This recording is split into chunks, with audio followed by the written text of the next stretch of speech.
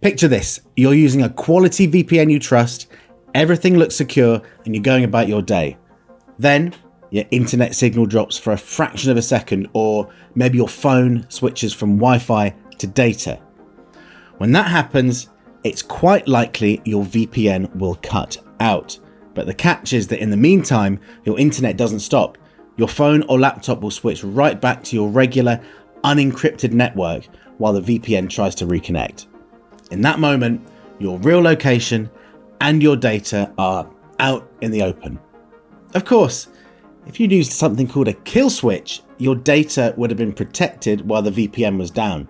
So today, I'm going to explain what a kill switch is, why it matters, and why I think it's the most important setting in any VPN.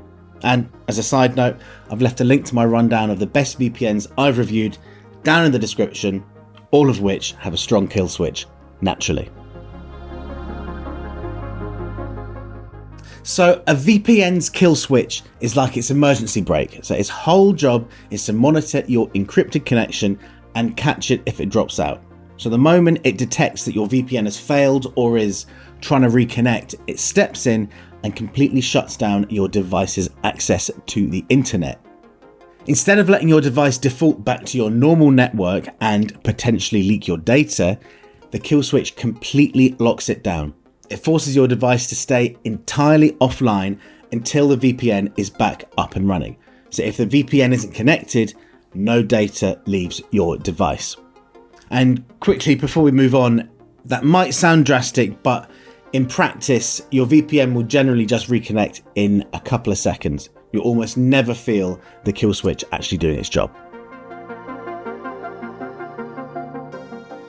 A lot of people think you only need a kill switch if you're handling top secret data, but honestly, I think that's a myth. No matter what you use your VPN for, I think using a kill switch has tons of benefits with almost no downside. So if you're a streamer, using your VPN to stream overseas content, having your real IP address leak to that site or app for just a second can cause issues. So for example, if you're a Brit abroad watching BBC iPlayer with a UK VPN enabled, then it cuts out and leaks a real IP address, iPlayer is likely to detect that, and you might need to, close the app, clear your cache, do a lot of things just to get back in and streaming. If you're a privacy advocate, the moment your VPN drops, your internet provider is able to start collecting every background app request, every website you visit, and every message you send, creating a digital profile to sell to ad brokers. And most importantly, I think if you're torrenting, having your IP address leak can have disastrous consequences. Anyone downloading a file can see the IP address of every other person downloading it. That's how torrents work, regardless of what you're downloading. And of course, I don't recommend downloading copyrighted or illegal files.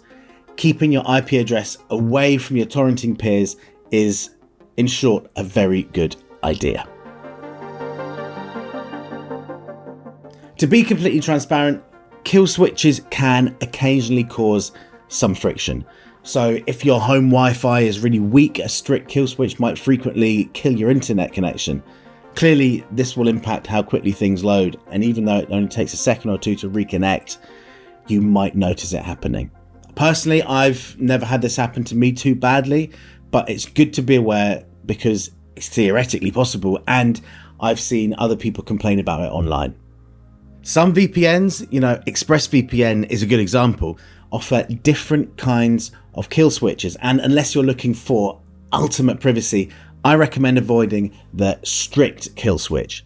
So instead of briefly blocking your internet when your VPN unexpectedly drops out, strict kill switches don't allow your device to use the internet at all without the VPN active, whether you want to or not. With standard kill switches, you're perfectly able to deliberately disconnect the VPN. They generally only kick in when the VPN is meant to be active, but it has failed for whatever reason. So I had to include those negatives because they do exist, but honestly, I've been using VPNs for over a decade now, and I can count on one hand the number of times a kill switch has actually caused me any real hassle. And on the other hand, the benefits are huge. A VPN without a kill switch only works in absolutely perfect conditions, which often isn't when you need a VPN the most.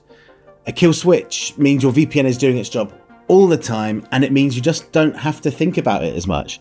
Let's be honest, who wants to think about their VPN? Except, well, me, clearly. Do yourself a favour right now, open your VPN app and find the kill switch toggle in the settings. Make sure it's switched on. Some VPNs have it active by default, others let you choose whether or not to use it. For more info, check out my guide to the best VPNs down in the description. In my reviews, testing the kill switch is a really big part of determining how secure any given VPN is, and it has a big impact on the score I give to a VPN overall. Drop a comment and subscribe if you enjoyed this, and you can check us out on Reddit as well. We're building a community of privacy advocates, and you can also let us know what you'd like to see us cover next. Anyway, set switches to kill, and I'll catch you next time. See ya.